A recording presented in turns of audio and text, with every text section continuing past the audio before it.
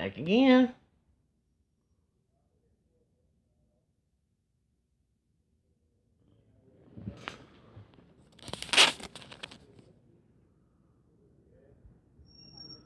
They've been out here since 8 o'clock this morning.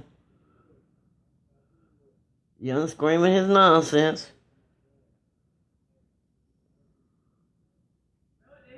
Let's not forget the video yesterday where he claims he's going to bust my window out and rob me on tape.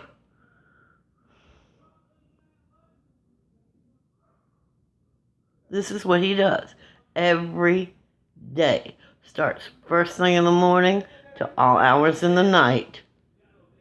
TPI management will not do anything about this. So many laws have been broken by him, yet they are not enforced. That's it. The criminals are protected. And the victims, well, they're just harassing.